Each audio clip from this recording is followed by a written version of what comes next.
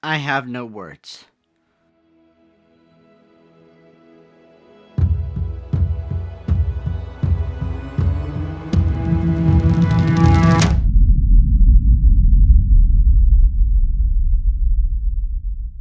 I'm sorry, guys, this review may be all over the place, and there will be heavy spoilers, just so you know. I can't talk about this without spoilers. So if you haven't seen this episode yet, please watch it first and come back.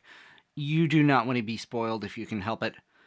Man, for every Star Wars fan of a certain age, this was a dream come true. From the Anakin Ahsoka scenes to the Jason and Hera scenes, I mean, if you followed Clone Wars and Rebels, man, this was emotional. If you haven't seen those shows, what an excellent introduction to that era of Star Wars. At least I think it would give you a good idea of what the Clone Wars in particular was about, although not all the details. Those are really good shows. If you haven't seen the Clone Wars or Rebels, you should really go watch them. Why aren't you? Now, where do I start? At the beginning, I guess, Hera, Jason, Chopper, and the remaining X-Wing pilots, of course, arrived to find Hu Yang sadly holding Sabine's helmet, and man, David Tennant is just still killing it in this role. The subtle sadness in that droid-like voice is just so perfect. Speaking of perfect, after we cut to titles, we see the title Shadow Warrior, okay, Ahsoka's meeting with Hayden Christensen, aka Anakin Skywalker. It's cool enough to see live action Ahsoka talking with Anakin, but then when we enter the Clone Wars and see young Ahsoka, played by Ariana Greenblatt, this is something I was really hoping for in this series, especially ever since Anakin was confirmed to be in the show.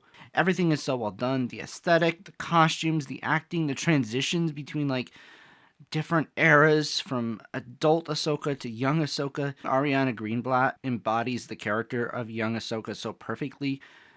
There were just certain movements she did, which I'm sure was partly under Dave Filoni's direction too, but like she just felt like Clone Wars Ahsoka. I wish we could get a whole series of her as young Ahsoka when Hayden is Anakin. I just want to talk for a moment about how important it feels to see Hayden Christensen as Clone Wars Anakin. Because the character always felt so different between what Matt Lanter did in the Clone Wars and what Hayden Christensen did in the prequel trilogy, I've always had a bit of a disconnect between those two. They didn't really feel like the same character, but Hayden here did such a good job embodying an Anakin that was kind of a mixture of both versions. It makes me wonder how differently the prequels would have been received had this been more like the Anakin we got there instead of the one George Lucas wrote. I think it would have changed things a lot. As for what it was it actually Anakin? Was it the Force appearing to her as Anakin? I like that it's not specifically stated. Sometimes it's more fun if it's not completely clear. The same goes for Jason hearing the lightsabers. Like, how does that work? And how was Hera actually able to hear it? Was he able to, like, let her hear it somehow or something? I don't know. How did they hear this metaphysical world between worlds? What does that mean for the connection between the world between worlds and the real world? We may never know exactly how that works, and that's totally fine.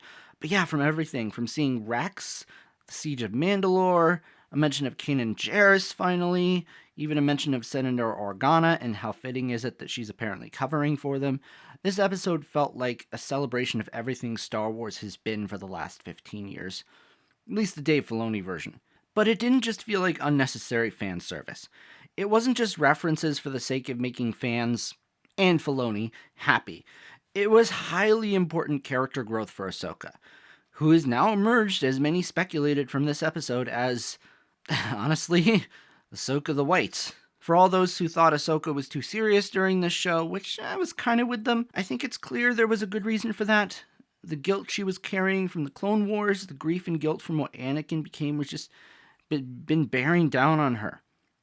And like I say, this wasn't just fan service. It was Anakin finishing her training to bring her back to being, I think, the Ahsoka we expected, the Ahsoka she needs to be. At the end, she smiles as she flies into the mouth of that Purrgil, with the hope that it will indeed take her where she needs to go. Unfortunately, we have to wait a whole week to see exactly where she does end up. This was a longer episode at, I think, about 49 minutes, but it felt so short.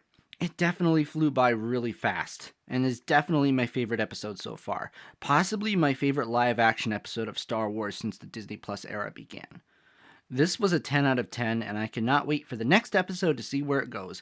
Hopefully we get Thrawn and Ezra next week. And Zeb. Zeb at some point would be nice. Why make that whole character for the Mandalorian cameo if he's not going to be in here? He's going to be in here somewhere. But anyways, let's continue the discussion in the comments below. What did you guys think? Did you enjoy the episode? What do you think is going to happen next? Let me know in the comments below, and don't forget to click like and subscribe so you don't miss my next review. And I'll see you later. Goodbye.